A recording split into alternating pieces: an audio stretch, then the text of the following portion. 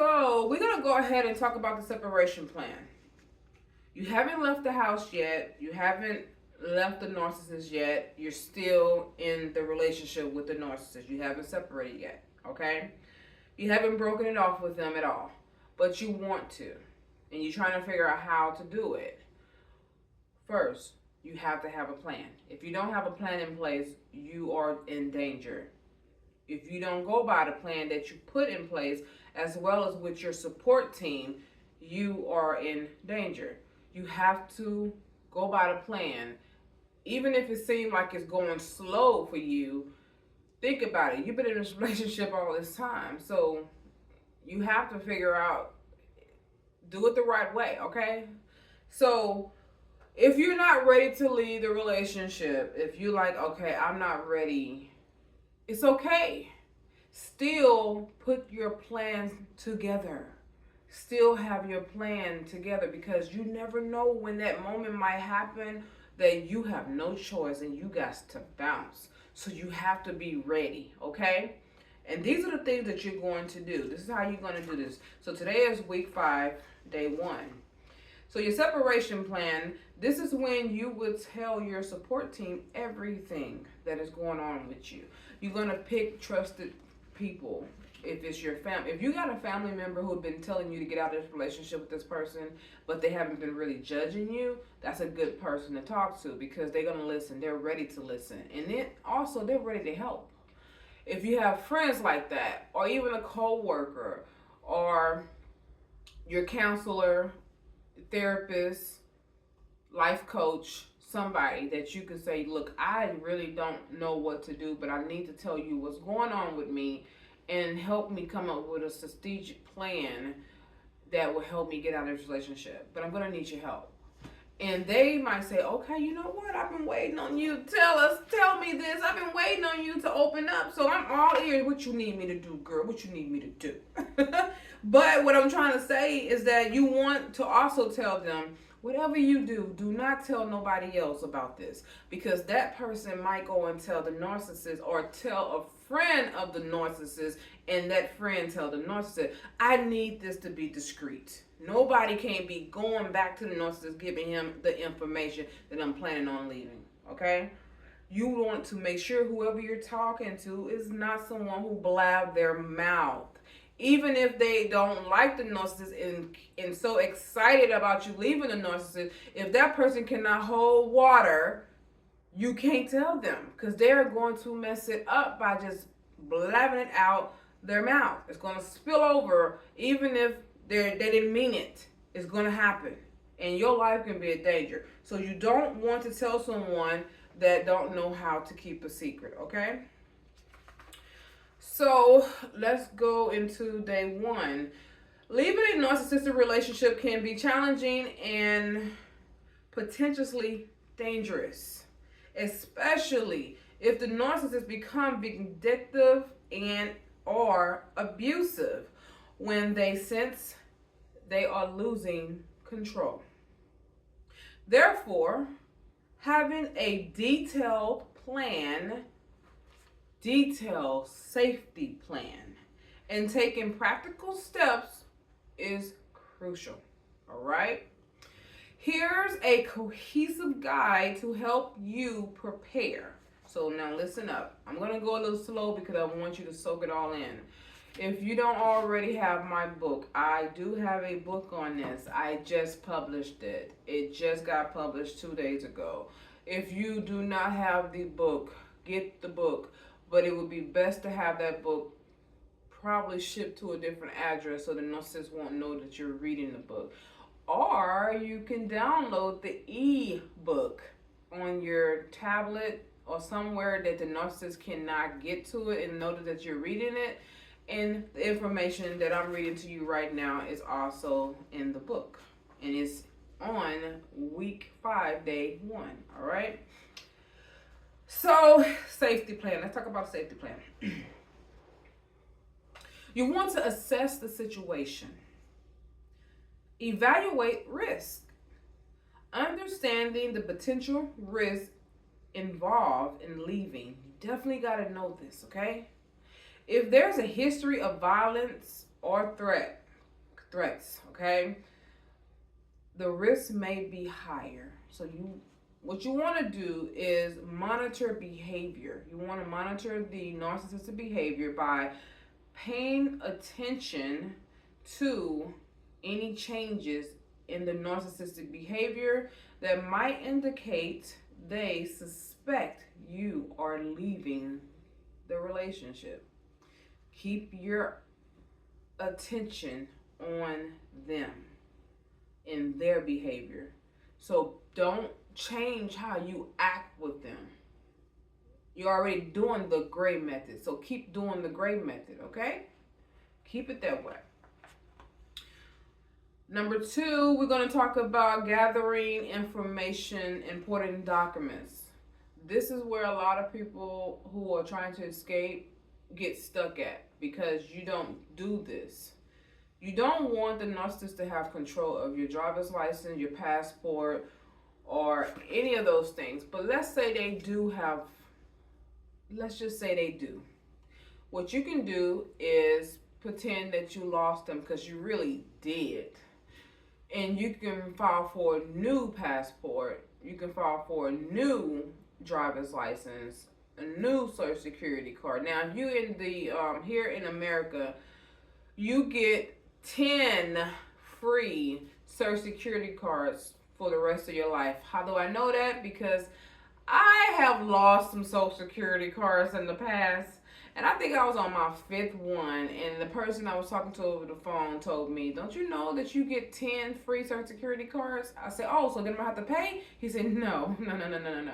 You won't get another one. I said, really? He said, yes, really. So please hold on to your social security card. Whatever you might be doing with it, if you're carrying it with you in your wallet, don't do that. Put it away somewhere in a safe, somewhere that can't get burned up in the house, like a fireproof safe, and figure that part out by not allowing yourself to lose your stuff. I said, oh, wow.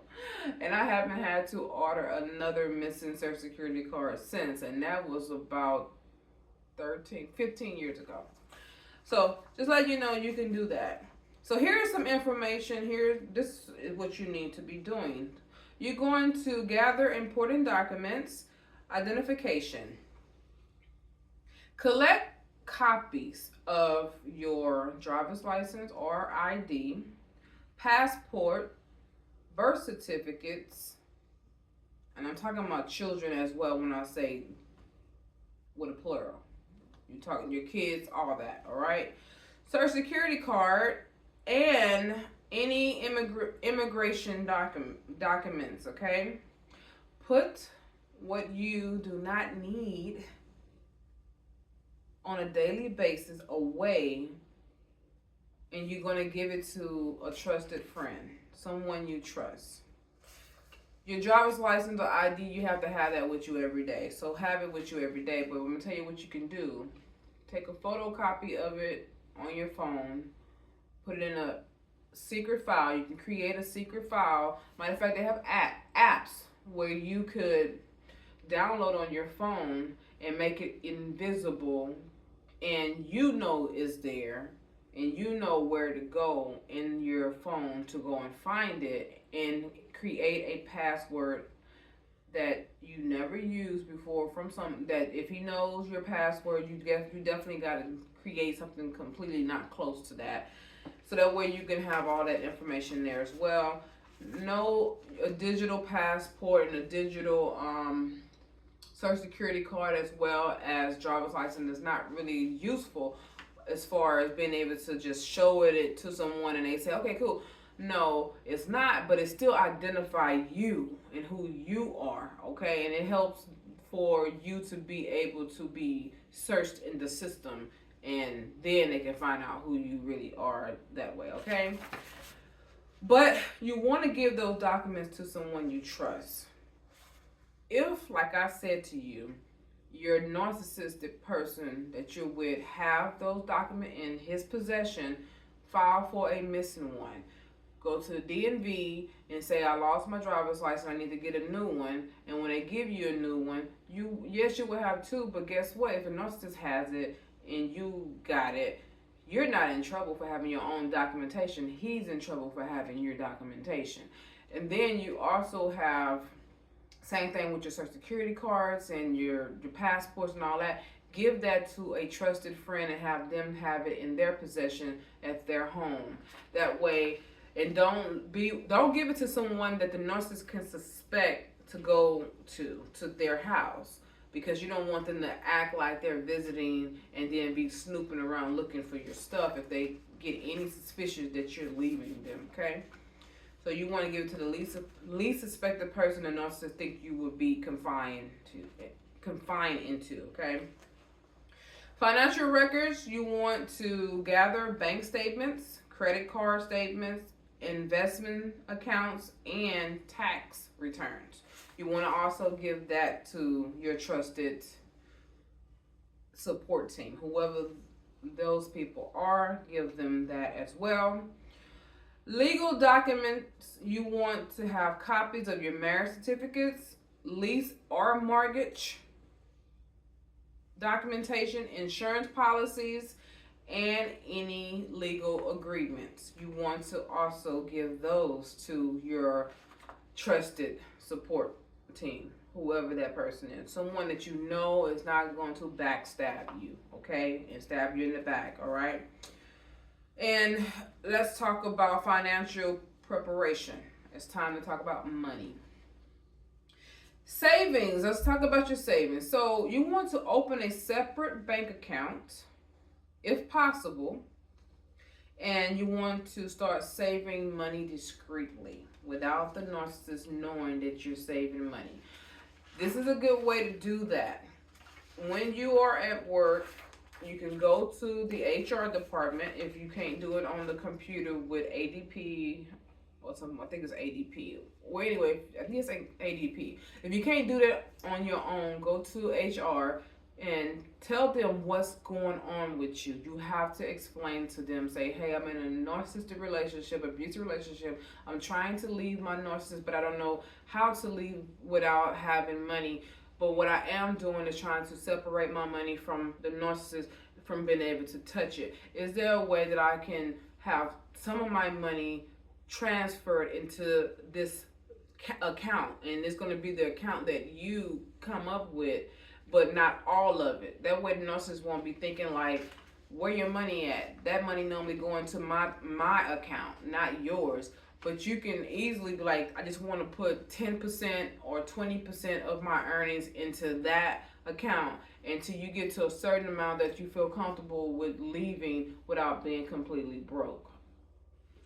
So now let's talk about credit. You want to apply for a credit card in your name to establish independent credit. You can do that. The narcissist should not be able to control you being able to get a credit card. But the narcissists do not need to know that you have a credit card. You see what I'm saying?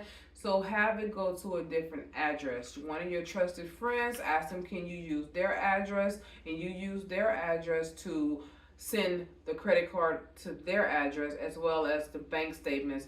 And if you could, try not to have paper bank statements come to you and have it in a digital form.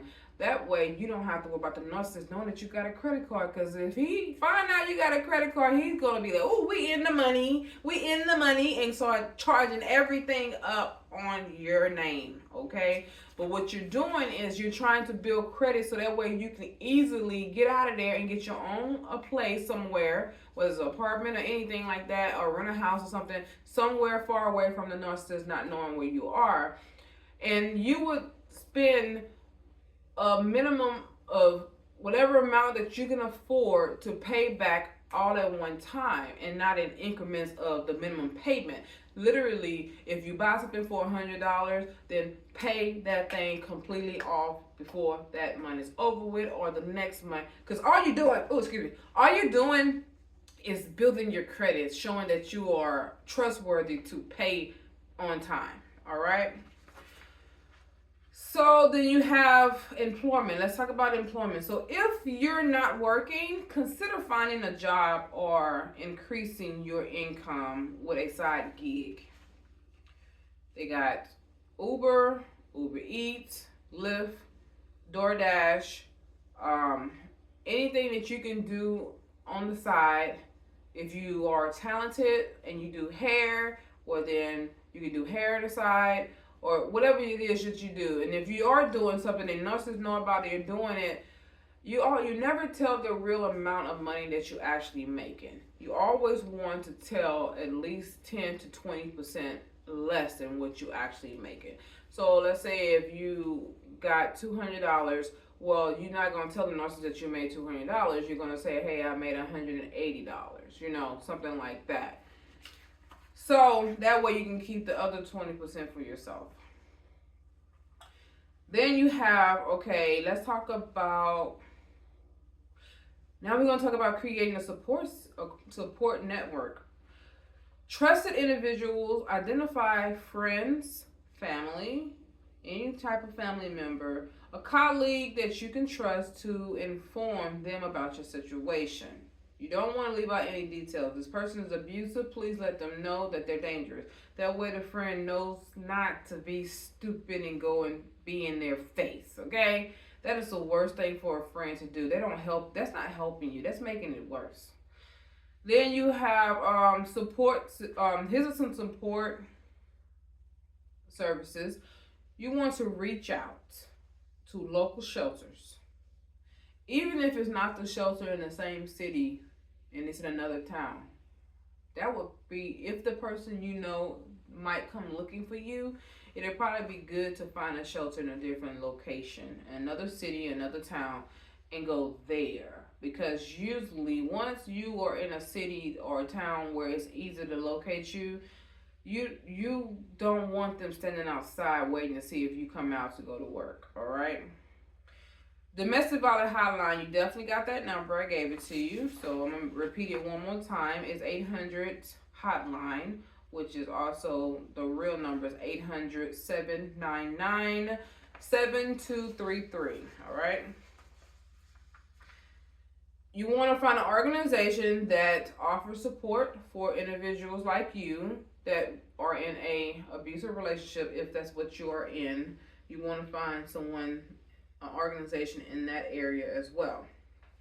Here, we're going to plan your exit. Now, let's plan your exit, okay?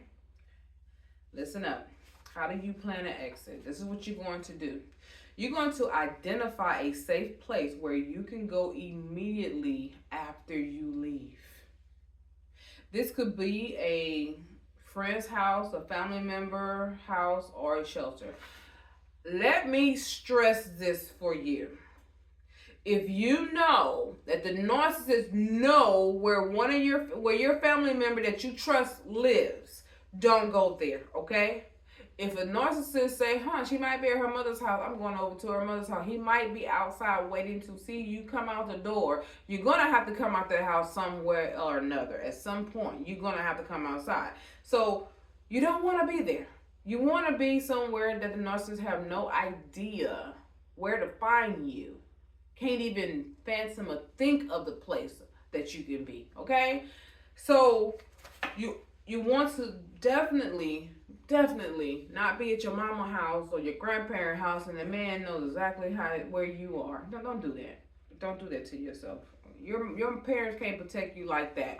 Even if they do have guns and all that, you don't want to put them in that situation, okay? Just letting you know.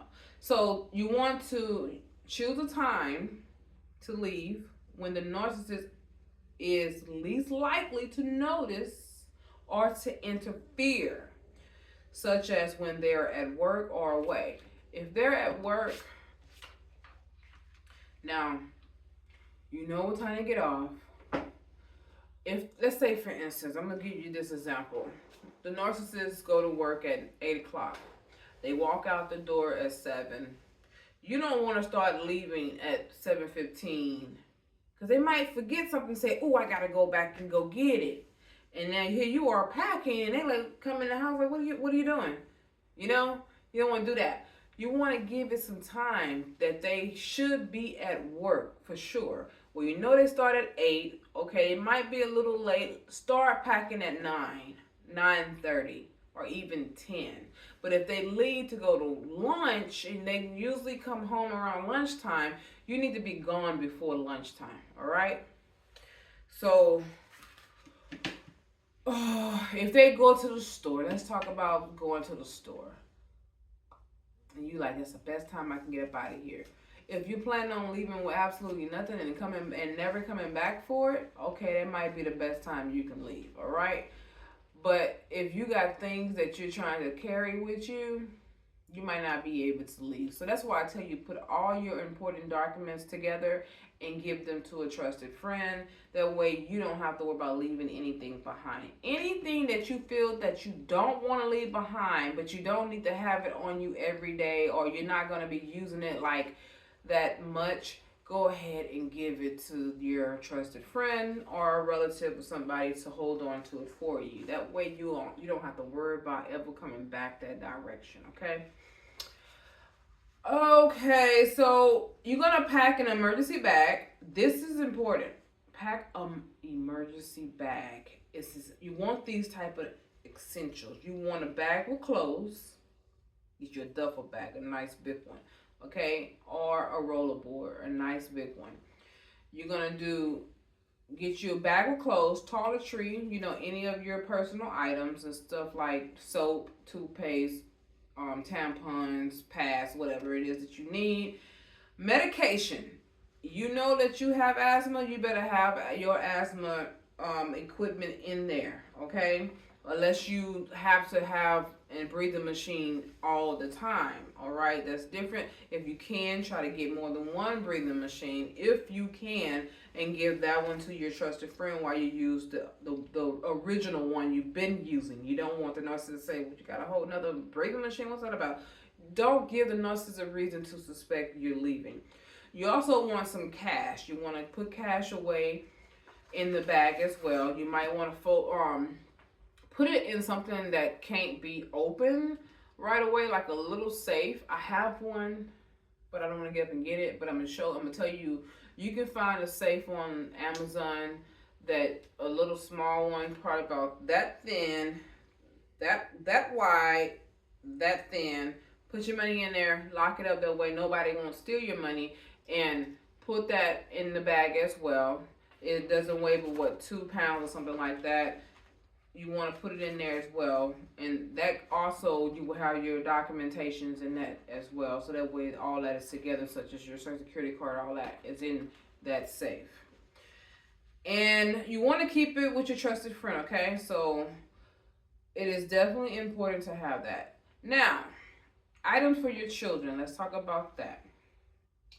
If you have children, you're going to pack essential things for them as well, including their favorite toys and their comfort items. So if they got a blanket that they find very comfortable or whatever, put that in there as well. You might not be able to, sometimes you might have to duplicate things. If they got a favorite toy, you can buy that toy again, buy another one that looks like that one, just like that one, and put that new one in the bag. Do the same thing with a blankie. My son, he had a little blankie that he would carry with him and chew on it or whatever. Well, if you can find an exact duplicate of it, find that and put the new one in the bag as well. Because what you don't want to do is be like, dang, I got to go back and get something. You don't want to go back. The minute you leave that house, you are not going back. You are not going to look back, all right? So be prepared. This is what you're doing. You're planning your escape. Here are practical steps for leaving. This is how you're going to do it. So listen up. So you're going to inform key people, your support network. You're going to let trusted friends or family members know when you are planning to leave and where you are going to. Do not tell anyone where you're going to or when you plan to leave if they don't know how to hold a secret, all right? Or if you know that they crack under pressure, keep your mouth shut. That's not the person to talk to anyway. They're not the people that you're going to have as your support team. They're just not, all right? You're going to have people that you know that is not going to be open their mouth to anybody, okay? Not even their friends. And here's your employee. Let's talk about your employee. If necessary, inform your employer about your situation so they can offer support and security measures, because if they happen, and show them the picture of your narcissist. This is what he looked like. If you see him around, please don't take it lightly. He's trying to get a hold of me, and I don't want to get killed. So they can call the cops and say, hey, he's trespassing, and have him arrested. See what I'm saying? So you need that team. I'm telling you. I went through a situation. My very first fiance. So I've been engaged 4 times, married 3 times. You probably say, damn, girl. But it's the truth. My very first fiance. Now, we didn't get married, though. I called off the wedding. But it's crazy, but it happened, okay? When I was stupid and I was young. He was like my high school sweetheart. We had dated in high school, and then after high school we moved in together and everything. He wasn't a narcissist or anything like that. I'm gonna tell you that now. He wasn't. It's just he was a cheater. And he cheated on me, and he kept cheating on me, and I got tired of it to the point where I decided I was gonna cheat back, you know? And this is what I did. I moved out first before I started cheating. Well, did I? No, take it back. That's a lie. I did cheat before I moved out. But I was already done with the relationship, but I haven't moved out of the house yet. But when I decided that I was ready to move out, he didn't want me to go. He was literally trying to beg me to stay. Trying to figure out every which way, not every way, but every which way, he can come up with something to keep me to stay. And I was over it. Like, I was over the cheating. I was completely over it. Like, I'm done with you cheating on me, dude. I can't do this no more. And even his own mother told me that I need to move on. She was like, my son, you know, if I was you, I would go and find me a friend. I'm like, what? Your own mama telling me that? Okay. But she planted the seed, and I actually did go find a friend, you know. But I did not get with this friend during the time I was living with him. What ended up happening was that I was ready to move, so I went to the leasing office where we lived at in the apartment, and I said, hey, do y'all have another apartment that I can move to? But I told them what was going on, and they was like, you know, I know that y'all not fighting or anything like that, because we wasn't. It's just not safe that you stay in these same apartments, and then you go and move on and have another guy, and you dating another guy, and he see that, he might flip out. Well, the lady was right. You know, she was absolutely right. And I'm young. At this time, I was about 21. Yeah, I was 21 years old. I was beautiful 21. I was gorgeous. Anyway, so, man. I don't know how stupid I was, but I was really stupid. I had him help me move. So, this what happened. This is just dumb. When I look back at it and I think about it, and even right now, I'm like, this is just dumb. So what I ended up doing was, after I talked to the lady, she said, you know, I have another apartment not that far from here, but not really close either. Maybe you can go and get, maybe you can move into one of my units over there. And I was like, okay, cool, that's fine. But I didn't have no one to actually help me move my furniture out of the house. And I thought that he had agreed to let me go, because he was like, you know what, this is what you want to do, then I help you move. Not knowing that he had a plan, okay? If this is what you want to do, then I'll let you go. Do you need help moving? I'll go ahead and help you move. I was like, oh, okay, cool. So him and a friend got a truck, and so I helped me move. And I thought everything was all good after I moved. I went out that night, and I had a really good time, you know. Yep, had a good time. Some days passed and everything, and I think a week had passed. It was on like a week or something like that. And here I am with my new friend. We're not in a relationship or anything, but we knew in this thing together. You know, at this time, I don't want a relationship. I want someone that I can just enjoy sexually, you know. And we did our little thing or whatever. And the next day, it was time for me to go to work. and I heard someone walk in my house. And I'm thinking like, did you hear that? And he was like, yeah, you expected company? And I was like, no, I'm not. And then I said, oh, dang, I think that's him. Whoa, wait a minute. So I walked in the house. I walked in the living room from the bedroom, and I'm already dressed for work now. I'm already ready to go. And I said, why are you in my house? He was like, oh, I didn't know you was here. I said, well, you know this is not your place. You got your own place. I left you the other apartment because the other apartment was in both of our names, okay?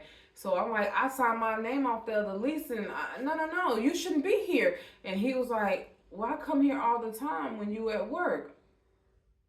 I said, so you got a key to my place? Oh, hell no, give me my key back. And he was like, wait a minute. Is somebody here? And he went rushing to the bedroom, and he saw the guy that I was with. And he paused at the door. I was behind him, so I didn't really get to see what really happened at that moment, but I do know that he paused. And all I heard was he say, what the gun for, man? And the guy said, hey, I carry my gun everywhere I go. And I was like, oh, dang. Somebody finna get killed. That's the thought I had in my head, like, how stupid was I to allow this dude to help me move? I shouldn't have done that. So my ex, he backed up. He said, okay, I'm gone. I'm out of here. So he ended up leaving, not knowing that he went to my job because he knew I was finna go to work. So as I'm pulling in to work, the guy that I was with, the new friend, was taking me to work. I didn't have a car at the time. I rode the bus, the city bus. And I was living in San Antonio at this time. So I decided, okay, yes, you can take me to work or whatever. And my ex was at the job waiting on me. And I said, oh no, this is about to be even uglier. Now you at my job? So he saw the guy again. And he said, you know what? I don't want no trouble. My ex said, I don't want no trouble, I got to ask you a question. I just want to ask you a question. And then so the new friend say, what's up? He said, I just want to know, did you hit that? No, that ain't what he said. What was the word that he used? Stab. That was the word. Did you stab that? Did you stab that? And he says, what? And he said, did you stab that? He said, I don't understand what stab mean because he wasn't from Texas. He was like, I don't know what stab mean. What is that? What is that? He said, did y'all have sex? And then he said, look, man, I'm a grown man. I don't tell no other man what I do with my body and my privacy. Man, get away from my car. And so he was like, oh, okay. So he left. At least I thought he did. So I got out the car. He said, you want me to stay here? So I said, no, that's fine. It ain't that serious. At least I thought it wasn't. I said, it ain't that serious. And he was like, look, I get it. You need protection. I'm going to tell you right now. That dude is pissed. And he is hot. And I was like, but he ain't violent, though. He said, shoo. I'm going to tell you right now.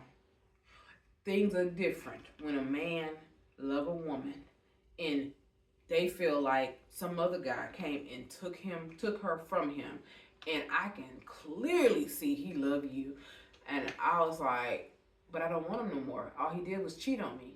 So if he really loved me, why would he cheat like that? He's like, it's different for men than it is for women. And he went into the whole spiel of that kind of stuff. And I said, look, I got to go into the work, to the job before I'm late. And I'm not going to be late. So if you want to stay out here, you can. If not, it's whatever.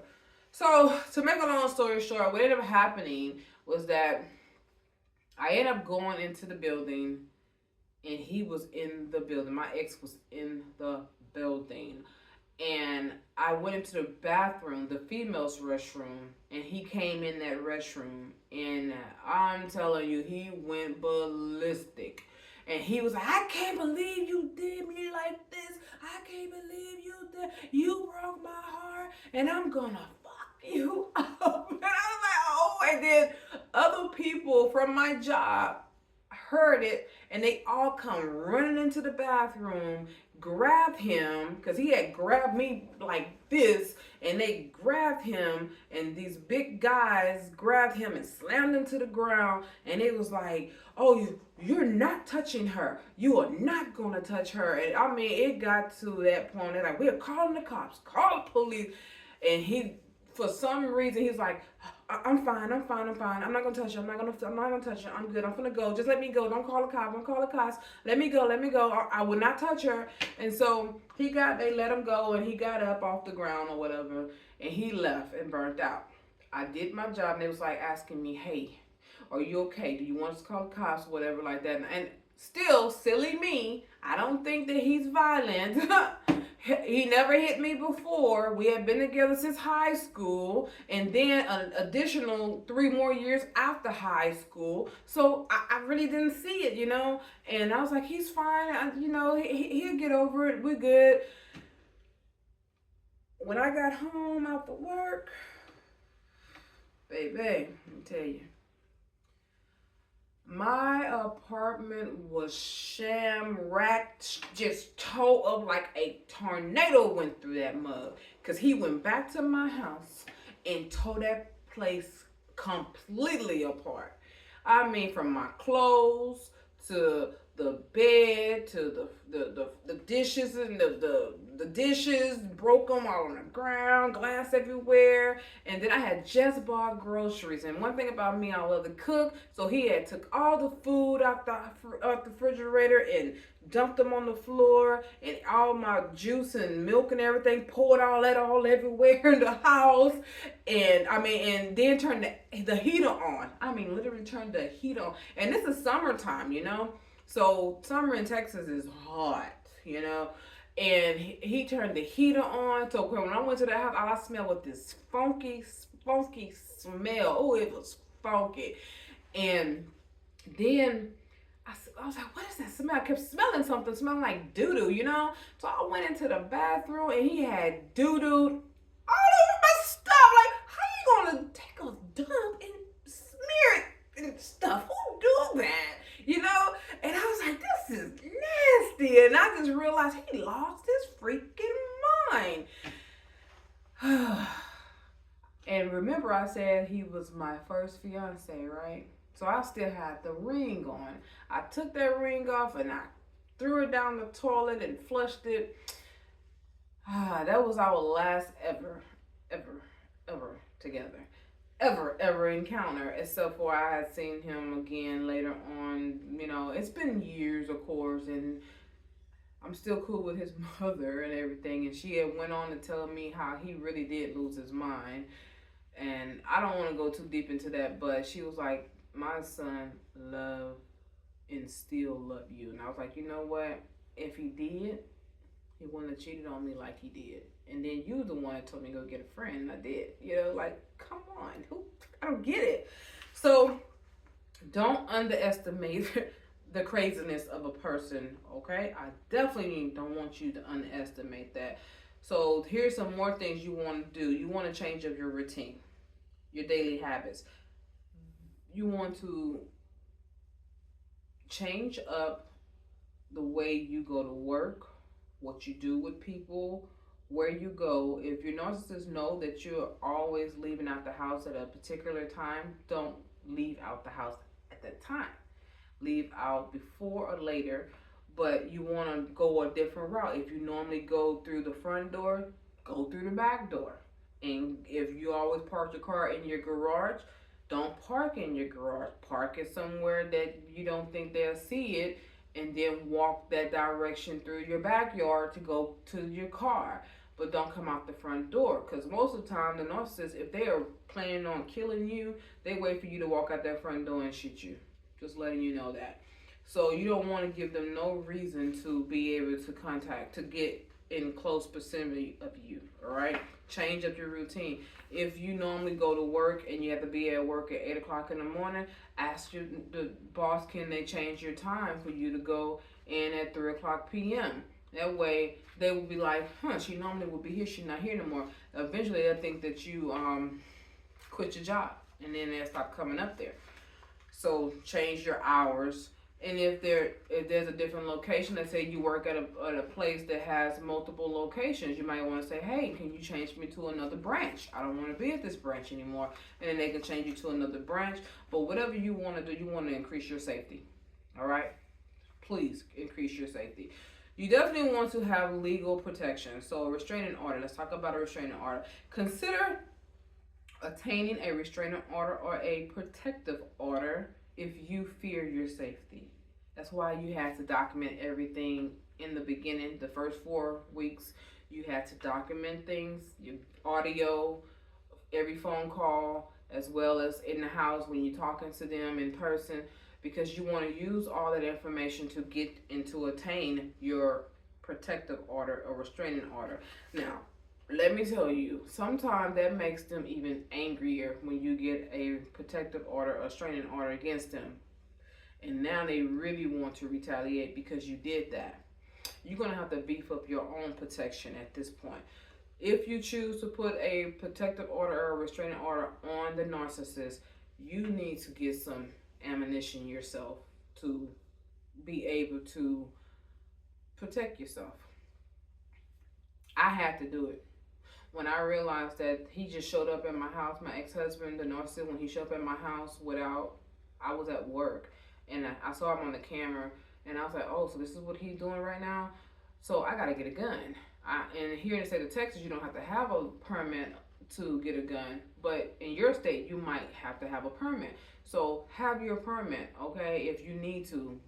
Go to the gun range and learn how to shoot. I learned how to shoot when I was a correctional officer at the penitentiary, and we had to learn how to shoot. So that I already had comfortability with the gun. You need to be comfortable with your gun, and you need to be comfortable with your particular gun that you buy. So make sure that you go get the classes. You want to talk to the instructor about the rules, what you can and cannot do. You also want to even talk to the instructor and say, hey, what do I do to protect myself if my narcissist tries to kill me or whatever? I already got a protective order against them, or I'm about to put one on them. I need to understand, because I don't want it to be like, oh, I premeditated this situation by getting the gun during this time. So you want to let it be known, hey, I am only doing this to protect myself, all right? So, and if a narcissist shows up after you have did a protective order, you got the right to protect yourself. You want to be the one that's still standing and breathing at the end of the day, okay? And let's see. So you got legal. Let's talk about legal advice. That's what I just got to talking to you about, but let's go a little deeper. You want to consult with a lawyer to understand your rights and the legal steps involved in leaving and protecting yourself. So definitely get you a lawyer. Even if you feel like you can't afford one, there are legal aids who can actually do this for free. Every lawyer, really every good lawyer, does pro bono work, all right? And see if they will take you on. Find one who will take your case and take you on. You also have, security. Let's talk about security in the digital present. We're going to talk about beefing up your electronic, all right? So you're going to change your passwords to your email, your social media, your banking account, as well as any online account. You want to change your password, and then you want to do the two-factor authentication. So enable two-factor authentication for all security. That means they cannot get into your stuff unless they have the other part that is going to be required for them to identify that they are you. All right.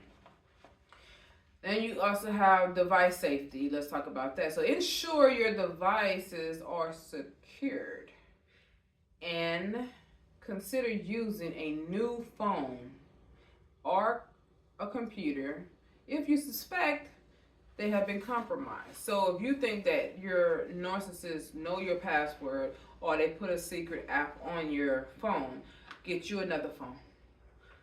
But don't have that phone nowhere near where they can see that you have another phone. You want to keep that phone away from them. Have it on silence all the time. No vibration, none of that. And that way, when you need to make that quick phone call for 911, you're not making it on the phone that they know you have. you want to put it on something that's complete. You can also get a burner phone, but you want to have it to where that phone have location on it. So if you need to be tracked by the authority of your location, they'll be able to say, okay, this is where this came from, the tower. Okay, it's in this area somewhere. Okay. Now let's talk about prepare for emotional change. Now this is not going to be easy for you. You're going to go through some withdrawals. All right, you're going to be thinking like, oh, maybe I'm making a mistake. Maybe I should be doing this. I don't know if I should do this. Well, that's normal. So you're going to need some therapy. You're going to seek therapy or counseling to help you cope with the emotional aftermath of leaving a narcissistic relationship. You haven't even left yet, but you still need someone to talk to about how you're feeling about leaving, okay? And then after you leave, you're still going to need them so they can help you, guide you, and give you the emotional support you're going to need. So you're also going to join a support group, and this group is of individuals who have already left the narcissistic abusive relationship, and they can share their experience with you, all right? So let's talk about after leaving. After leaving, there is a no rule, a no contact rule. If you don't have children, there's no need to have any contact with them at all. They need to leave you alone, all right? And you need to leave them alone. So you're going to limit contact, implementing a strict no contact rule to prevent the narcissist from manipulating you and controlling you. You're going to block all communication channels. I did that with my ex-husband. We don't have no kids together, so there was no need for me to have any contact with him. So from my emails as well as social media, I'd already blocked him from Facebook before, but this time I took it even a step further, and I definitely went in again, and anyone he was close to, connected to, I needed to make sure that I blocked them too, so that way he wasn't able to reach me through them. Only people that I know will not give up my information or whereabouts is the one that I showed the video to, because that person is disgusted by him, okay? And his wife don't like him, so we're good. Also, third-party communication, and I think I just talked about that. But what I do want to talk about is this. Here's a third-party communication. If you have children and you need to communicate, then you're going to do it through a third party, such as legal and mediation. Someone that can be right there with you and say, hey, this is her demands. Hey, this is his demands. Hey, this is what she talking about. Hey, this is what. So they're like right in the middle of it, okay? You don't have to talk directly with them. And then there's some apps. I'm going to tell you about these apps that you can actually get, but it's going to be in, I think, tomorrow. Tomorrow or something like that. But I know it's in this week, where I'm going to tell you what apps to download on your phone if you have children, when it's best to talk to the narcissist. You know, it's a sucks when you have to talk to them, man. It really is. After you left the relationship, you don't want to keep talking to them, but you have to when you got children. Unless you have full custody of your kids, then you don't have to talk to them ever again. Okay, so stay vigilant. This is very, very, very crucial. Stay vigilant. You want to assess your safety. You want to take safety measures. Continue to take safety precautions, such as changing the locks. If you happen to stay where you are, even if you move into a new location, I do this all the time. When I move into a new place, I always change the locks. I don't know if the maintenance man might show up in my house. No, when I'm taking a shower, he come in or whatever. I change the locks. You have the right to change the locks. Even if the landlord said, well, we still need a key. I don't. I have had landlords come to me say they still need keys even after they know I changed the lock. I say, no, you call me. When you need to get into my apartment, you call me. Or you send a letter on my door 2 days prior and let me know that you're coming, that you need to come. And that way I will be at home, or I will schedule time when you can come there. But you're not just going to come in my place whenever I'm not there. It's just what it is. If you don't like it, you don't like it, but I don't care. And I have done that because I used to live alone sometimes. I'm like, I am a woman who live by myself, and I will not trust anybody having a key to my place. It's what it is. If I didn't give the key to you willingly, I ain't giving the key to you unwillingly. And they understood, and they was like, well, what if there was a flood? Well, y'all just gonna flood then. What if there's a flood and we need to get into your apartment because there's a leaking pipe? Well, I'm sorry, it's just gonna be a leaking pipe. Get out of the apartment. How about that? How about y'all get out? Oh, I was serious. That was my mentality. So don't act like me though. But I'm just letting you know that you do have rights. Know your rights. So you want documentation. Keep records of any threats and harassment from the narcissist for your potential legal actions. Gotta have it. And let's talk about rebuilding your life. So self-care, very important. Prioritize self-care and healing. You're going to need it during this time. You're going to need it. Even though you haven't left the narcissist, you need it. You need that mind. Ooh, that mind. It's going to play some tricks on you. You're going to start thinking like, oh, I think I made a very bad mistake. No, you're not. No, you didn't. You made the best choice of your life. Okay? The best choice of your life. Know that. But you're going to prioritize self-care and healing. Engage in activity that brings you joy and fulfillment. And new beginnings. Focus on building a new life. Setting goals and establish healthy relationships. We'll talk about healthy relationships in another time. I think that's week 11. Anyways, because right before you start talking about healthy relationships and getting involved in another relationship, no, you need to heal. You need to heal completely. And I got some assessments on that'll help you know if you're ready to move on or not. In conclusion for this day, leaving a narcissistic relationship requires careful planning and practical steps to engage to ensure your safety and well-being.